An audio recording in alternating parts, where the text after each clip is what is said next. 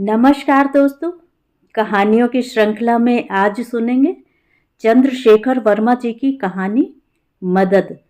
लेकिन उससे पहले मेरा आपसे विनम्र अनुरोध है कि अगर मेरे द्वारा सुनाई हुई कहानियाँ आपको अच्छी लगती हैं और आपने अभी तक मेरे चैनल को सब्सक्राइब नहीं किया है तो सब्सक्राइब ज़रूर करें, लाइक करें और अपने दोस्तों और परिचितों में शेयर भी करें।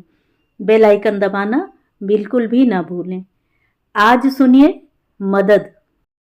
देवेन की उम्र लगभग 10 या 11 वर्ष रही होगी। स्कूल की सफेद यूनिफॉर्म पहनकर अपने कंधे पर भारी सा बस्ता और अपने मस्तिष्क पर पढ़ाई का बोझ डाले वो स्कूल जा रहा था, सड़क की बाईं ओर चलते हुए। हमेशा बाईं तरफ ही चलना उसकी माँ ने ये सीख तब दी थी जब वो पहले दिन अकेले चलकर स्कूल गया था और देवेन ने आज तक कभी भी इस नियम का उल्लंघन नहीं किया था। देवेन के घर से उसके स्कूल की दूरी लगभग 2.5 से 3 किलोमीटर के बीच की रही होगी। जब से वो 5वीं कक्षा में था तब से वो घर से स्कूल और स्कूल से घर अकेले पैदल ही जाता था। उसके माता पिता ने छोटी दूरी के लिए बस या वैन लगाना उचित नहीं समझा था। उन्होंने रोज रोज छोड़ने और लाने की कवायद से भी पिछले 3 वर्षों से अपने आप को मुक्त रखा था। पिछली रात देवेन ने देर तक पिता के मोबाइल पर गेम खेला था, जिसकी वजह से उसे सोने में देर हुई थी। सो आंखों में नींद की खुमारी तो थी ही और उसके ऊपर होमवर्क पूरा न होने पर जो डांट पड़ने वाली थी उसकी चिंता अलग। देवेन देख तो सड़क पर रहा था, लेकिन उसके मस्तिष्क की उधेड़-बुन उसे अलग ही दुनिया में उलझाए हुए थी।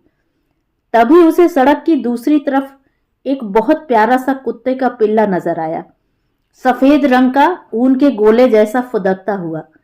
देवेन अपने माँ बाप का इकलौता बेटा था। घर में कोई साथी न होने की वजह से वो अक्सर अकेलापन महसूस करता था। उसका मन करता था कि घर में एक कुत्ता आ जाए जिससे उसका मन लगा रहे। एक बार उसके पिता ने मोबाइल खेलने पर झिड़का था, दिन रात मोबाइल पर लगे रहते हो। मैं अकेला बोर होता हूँ पापा, एक काम करते हैं, कुत्ता पाल लेते हैं। मेरा एक दोस्त है, वो 5,000 में एक अच्छी नस्ल का पिल्ला बेच रहा है। देवेन ने अपने पिता से बोला। कुत्ते का बच्चा है कि घोड़े का? देवेन के पिता को शायद इस विषय में कोई जानकारी नहीं थी। कुत्ते के पिल्ले के लिए इतने पैसे मैं नहीं खर्च कर सकता। उसे लगा कि उसकी ये इच्छा पूरी हो सकती है।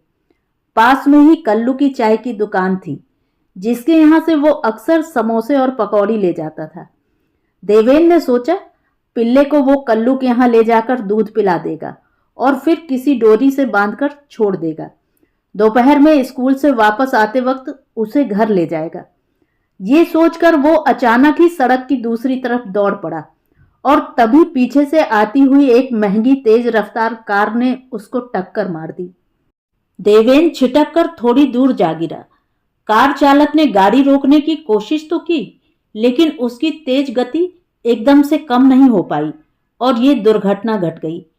कार चालक कुछ समझ पाता इससे पहले ही कल्लू की दुकान पर चाय पीने वाले और आसपास के लोग उसकी तरफ दौड़े, क्रोध और उत्तेजना से भरे हुए। बस फिर वही हुआ जो ऐसी दुर्घटना में होता है। कार चालक ने मौके की नजाकत समझी और वो तुरंत ही भाग निकला।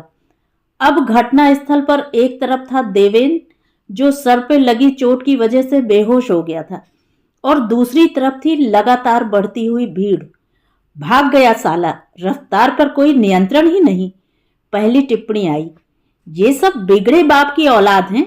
महंगी गाड़ियों से लोगों को रौंदना इनकी आदत बन गई है। सब सलमान खान हो गए हैं। दूसरी आवाज आई। इधर देवेन के सिर से लगातार खून बह रहा था। बच्चा अभी जिंदा है, कोई इसे हॉस्पिटल क्यों नहीं ले जाता? इस बार एक महिला बोली। अरे मैडम, ये पूछने से अच्छा है कि आप ही इसे ले जाएं हॉस्पिटल। महिला को टका सा जवाब मिला और वो इधर उधर हो गई। भीड़ बढ़ती जा रही थी, पर कोई भी देवेन को उठाकर अस्पताल ले जाने को तैयार नहीं था। कौन कोर्ट कचहरी पुलिस को झेलेगा? सबके मन में यही डर था। सड़क पर चलने वाली गाड़ियां भी भीड़ देखकर रुकती जरूर थीं, और फिर उन पर सवार लोग भीड़ से आधी अधूरी जानकारी लेकर अपना कौतूहल शांत करके आगे बढ़े जा रहे थे। किसी ने शायद एम्बुलेंस बुलाने की भी कोशिश की थी, लेकिन नंबर नहीं लगा, ऐसा सुनने में आया था। इसी बीच वहां से एक ऑटो गुजरा। भीड़ देखकर ऑटो में सवार विष्णु ने ऑटो ड्राइवर से पूछा, इतनी भीड़ क्यों है भैया? कोई एक्सीडेंट हुआ है शायद, ऑटो वाले ने जवाब दिया। 16 से 18 घंटे सड़क पर रहने वाले ऑटो ड्राइवर के लिए ऐसी दुर्घटनाएं कोई बड़ी बात नहीं थी। रोकना जरा, हो सकता है किसी को मदद की जरूरत हो, विष्णु बोला। अरे छोड़िए साहब, ये सब तो सड़कों पर होता रहता है, आप कहाँ इन पचड़ों में पड़ेंगे। ऑटो ड्राइवर ने अपनी स्थिति स्पष्ट कर दी। तब तक विष्णु की नजर घायल देवेंद्र पर पड़ी। अरे ये तो कोई बच्चा है, तुम रुको, मैं अभी आया। यह कहकर विष्णु एक झटके से उतरकर तेजी से देवेंद्र की तरफ बढ़ गया। इसका तो काफी खून बह रहा है, आप लोग क्या कर रहे हैं? इसे तुरंत हॉस्पिटल ले जाना चाहिए था, विष्णु ने थोड़ी रौबदार आवाज में भीड़ से कहा। ये लीजिए, एक और आ गए बातों के सिकंदर। अम्मा, हमें जो करना है वो हम करेंगे। आपको ज्यादा चिंता है बच्चे की तो आप ले जाइए ना अस्पताल। विष्णु को तुरंत एक ताना मिला। ठीक है, मैं ही ले जाता हूं। यह कहकर विष्णु ने देवेंद्र को गोद में उठाया और अपने ऑटो की तरफ ले आया। हमें इसे तुरंत अस्पताल लेकर चलना पड़ेगा। घायल देवेंद्र को विष्णु की गोद में देखकर ऑटो ड्राइवर घबरा गया। नहीं साहब, हम नहीं ले जा पाएंगे इसे। भैया प्लीज ले चलो, बच्चे की जान खतरे में है। तुम जो पैसे कहोगे मैं दे दूंगा, विष्णु बोला। ऑटो ड्राइवर ने बिन कुछ कहे ऑटो अस्पताल की तरफ बढ़ा दिया। बच्चे को खून की जरूरत है, कौन देगा? अस्पताल में डॉक्टर ने विष्णु से पूछा। मैं दूंगा, विष्णु बोला।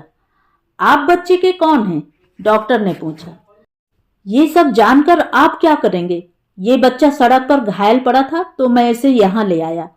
आप इसको ठीक कर दीजिए प्लीज, विष्णु ने ऐसे बोला जैसे कि वो देवेंद्र का कोई निकट संबंधी हो। आप चिंता मत करिए, बच्चा एकदम ठीक हो जाएगा, लेकिन फिर भी आप बच्चे के माँ बाप को बुला लेंगे तो बेहतर होगा। डॉक्टर के आश्वासन से विष्णु की जान में कुछ जान आई। उसने देवेंद्र के आई कार्ड में स्कूल का नाम और नंबर देखा और वहां से उसने देवेंद्र के पिता का नंबर पता किया और अस्पताल के पीसीओ से ही उन्हें कॉल किया। अभी कुछ देर पहले आपके बच्चे को एक कार ने टक्कर मार दी थी। उसे इस दुर्घटना में थोड़ी चोट लग गई है। चोट? कहाँ लगी? कितनी गहरी है? देवेंद्र ठीक तो है ना? देवेंद्र के पिता ने घबराहट भरे स्वर में पूछा। आप चिंता न करें, देवेंद्र एकदम ठीक है, विष्णु ने देवेंद्र के पिता को आश्वस्त करते हुए कहा। जिस कार ने देवेंद्र को टक्कर मारी थी उसका ड्राइवर पकड़ा गया या नहीं? बेटे की हालत के बारे में आश्वस्त होने के बाद देवेंद्र के पिता के स्वर में अब घबराहट की जगह क्रोध ने ले ली थी। नहीं, वो तो शायद तुरंत ही भाग गया था, विष्णु बोला। एक बार वो पकड़ में आ जाए तो छोड़ूंगा नहीं साले को। यह कहकर देवेंद्र के पिता ने फोन काट दिया। इस बीच देवेंद्र को होश आ गया। अब ये एकदम ठीक है और घर जा सकता है। आपने इसके अभिभावकों को बुला लिया हो तो उन्हें ये बिल चुकाने के लिए बोल दें। आप बिल मुझे दीजिए, विष्णु ने कहा। डॉक्टर ने पहले तो विष्णु को कुछ संदेह भरी नजरों से देखा, लेकिन फिर अपनी फीस और दवाई का बिल उसे दे दिया। विष्णु ने तुरंत ही पैसों का भुगतान कर दिया। तब तक देवेंद्र के माता पिता भी आ गए। माँ बदहवासी देवेंद्र से चिपट कर रोने लगी और पिता ने डॉक्टर से मुखातिब होकर कहा, सच ही है कि डॉक्टर भगवान होते हैं। आज आपने मेरे देवेंद्र की जान बचा ली। भगवान मैं नहीं, ये सज्जन हैं। अगर बच्चे को यहाँ आने में 5 मिनट की भी देर हो जाती तो कुछ भी हो सकता था।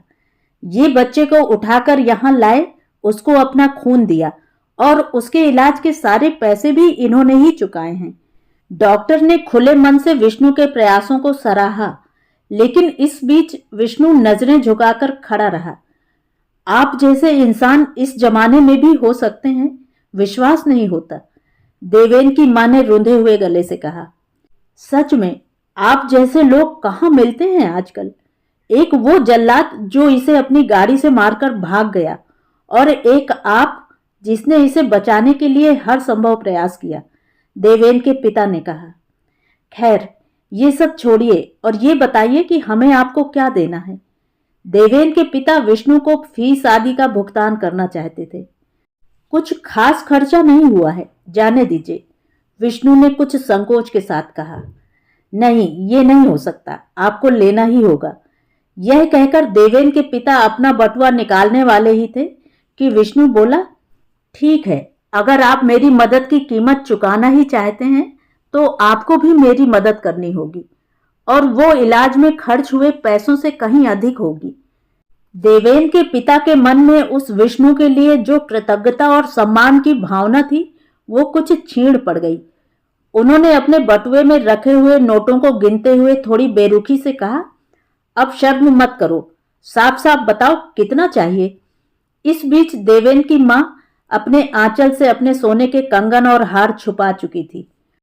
मुझे आपसे क्षमा चाहिए, विष्णु बोला। आज सुबह आपके बेटे देवेन को मेरी ही गाड़ी से टक्कर लगी थी। यह अचानक सड़क पर आ गया और मैं जब तक ब्रेक लगाता, यह गाड़ी के सामने आ गया। मैं वहां पर रुककर इसकी मदद करने की सोचता, उससे पहले ही भीड़ मेरी तरफ भागी। वो लोग निश्चय ही मेरी इतनी पिटाई कर देते कि मैं इसकी मदद के लायक नहीं रहता। मैंने अपनी गाड़ी कुछ दूर ले जाकर खड़ी कर दी और मैं ऑटो करके घटना स्थल पर पहुंच गया। विष्णु ने अपनी बात पूरी की, और जब तक कि देवेन के माता पिता अपनी आंखों से बहते हुए आंसुओं को पोंछ पाते, वो कहीं गायब हो चुका था। तो ये थी कहानी। कहानी आपको कैसी लगी? कमेंट करके ज़रूर बताएं।